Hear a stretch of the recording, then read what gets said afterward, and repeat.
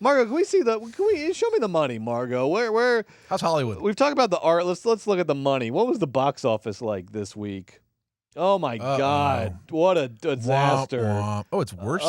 Terrible news. So a lot of chatter this week. This is Memorial Day weekend. It's supposed to be a big weekend. Furiosa and the Garfield movie and Sight, which was the Christian one. Those were the 3 movies that came out this week. Memorial Day weekend traditionally opens the summer box office or whatever, is like the first humongous weekend for the summer box office. And apparently since 1995, when Casper came out, this is the worst performing Memorial Day weekend in 22 decades. Literally decades. In 22 decades. I thought the movies were back, Joe. That was sort of the premise of us doing this. They might not be back. I think Barbenheimer might have been some sort of like death rattle, like in the midst of an otherwise uninterrupted decline. No, I think. Let me read a couple things here. First of all, some of the reasons that this has happened. So just to say it, Furiosa won the week, and it looks barely with $26 million domestic. Garfield it did 30 international, but that's nowhere close to its budget. It was an $180 to $200 million budget. Dune 2 budget. It's 15% of the GDP of Australia they put towards this thing, but it couldn't get the job done. Fury Road opened to $45 million. Furiosa with a really rough looking 26, and Garfield too close to call here. I mean, this is a Gore v. Bush close here, folks. $24 million, taking second place, the Garfield movie. But that way underperformed too. Both of these movies way underperformed. Because Super Mario Brothers, the last time Chris Pratt offended voicing Italian Americans, franchise, right? Sure. They made $1 jillion. It was the second biggest movie in the box office last year. Not that what if that was what I thought the reason it did well was Chris Pratt voiced Mario. It's because Mario's huge. I get that, but still, it's a huge degree difference. $24 million opening. Massive weekend. Something Memorial happened Day. Here. Joe, what happened? I have my take. Here's some of the things that people are saying contributed to this. Streaming services offer more choices at home. Audiences. Really quick on that. Hey, Ted Sarandos, if you're watching, and I know that you aren't, shut the fuck up. Whoa! Shut the fuck up. Whoa! Why are you talking? Whoa. Shut the fuck up. Just go do a Scrooge McDuck dive into all your money and leave the rest of us alone, you fucker. Did you see last week he talked about, if Barbie and Oppenheimer, if they had been on Netflix, they would have been just as good. Shut the fuck up. I don't know if this is having an influence on anything. I don't know if this is You don't know if he is having an influence on things. Then shut the fuck up, Ted. Ted is having an influence. We're going to talk later about how fun these two movies were. I had a blast. This is the most fun I've had the movies in since forever. Yeah, I liked both these movies. They both were great in theaters. Yes. A supremely better experience than I would have had at home. Shut the fuck up, Ted. Audiences expect a quick transition to VOD, right?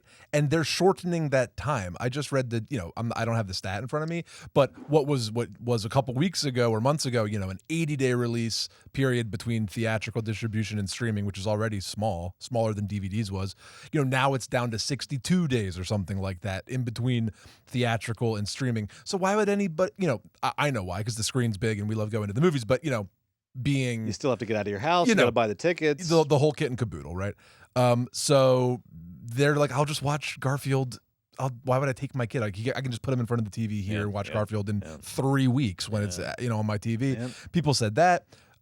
People said that tickets are too expensive. Okay, maybe or for sure get here the and AMC there, whatever. Pass at $20 a month. I know, or it's like the food's too expensive. Don't buy food. I don't know. You can sneak in a rotisserie chicken. They don't check your bag at the movie you can theater. Sneak in. You can do whatever you want. Now it's literally it is just free for all in there, guys. It's better now because they're so desperate for people to come to the movies. You can do whatever you want. Fucking smoke a cigar.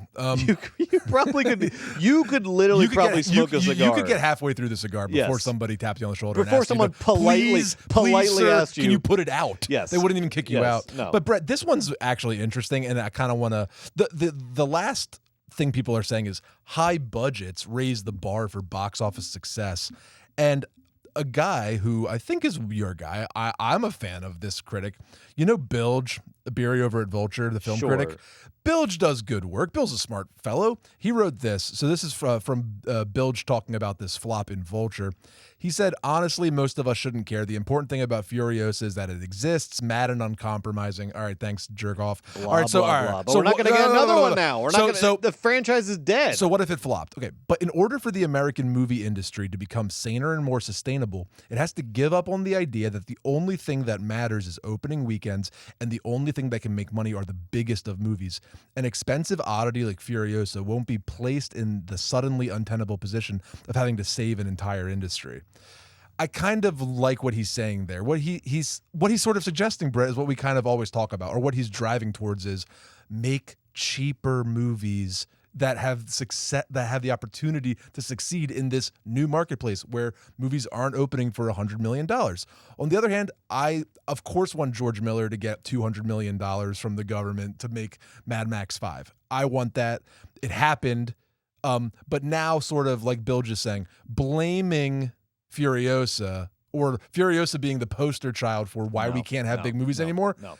Not fair, not cool at Fall all. Guy should be the poster child. I think, like, look, I agree with that in general. We've talked about it during as long as we've been doing movies, babe. We talked about what Cord Jefferson said at the Oscars is exactly correct.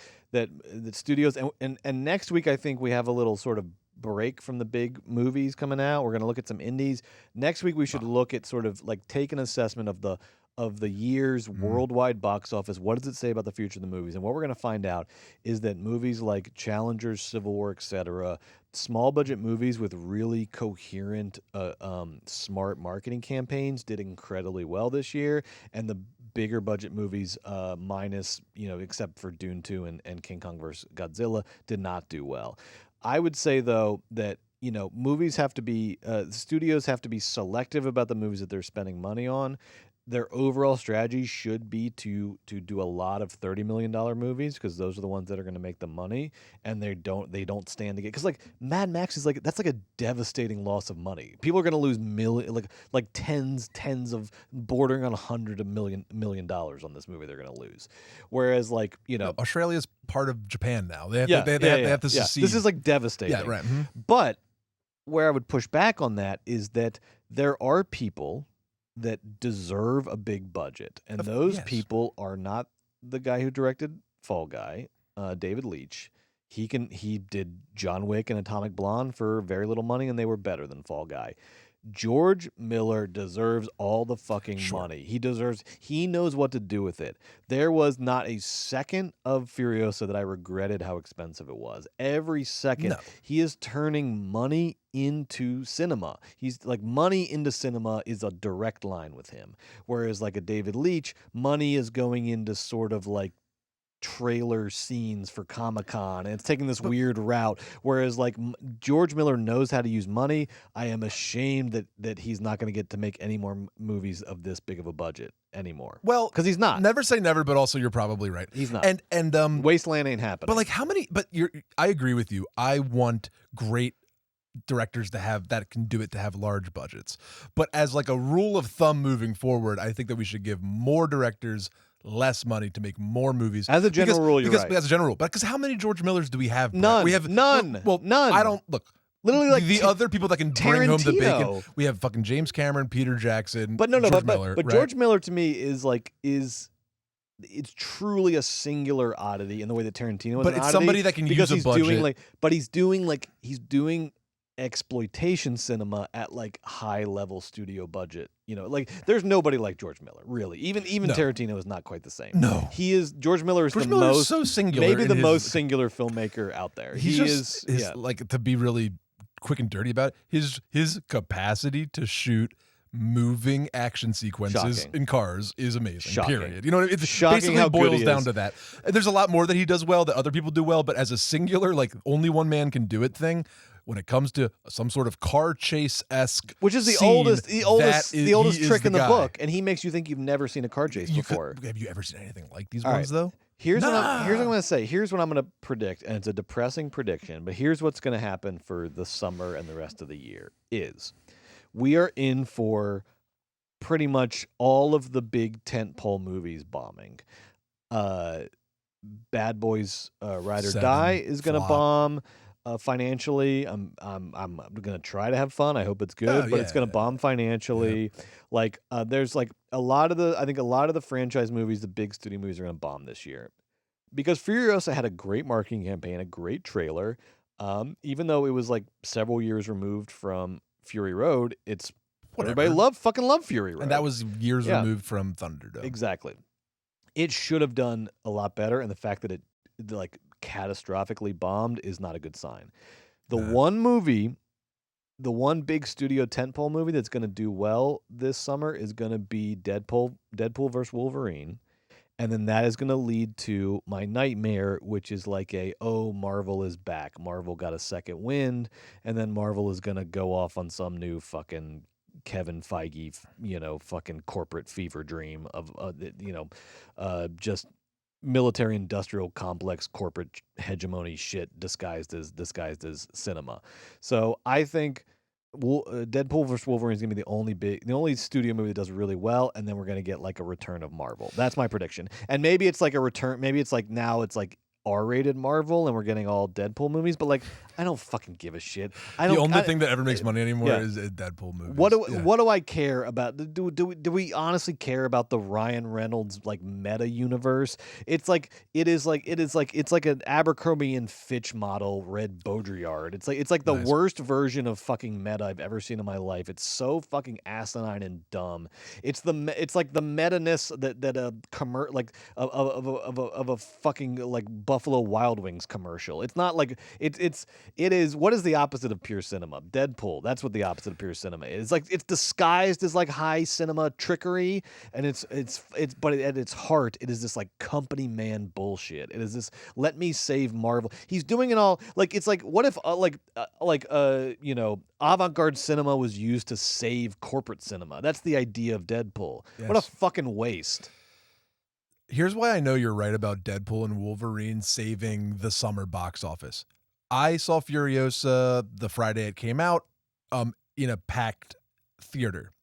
Before the show, they played the turn your cell phones off video, but it was a specially branded one hosted by Deadpool and Wolverine. Brett, did you see this? I saw that. My audience lost their shit at this. Yeah, we're done. From joke one We're done. to the end of the bit. We're cooked. Every single joke got a laugh, a big laugh. And then when the fucking thing was over, Brett, it led to a round of applause for the turn off the cell phones thing.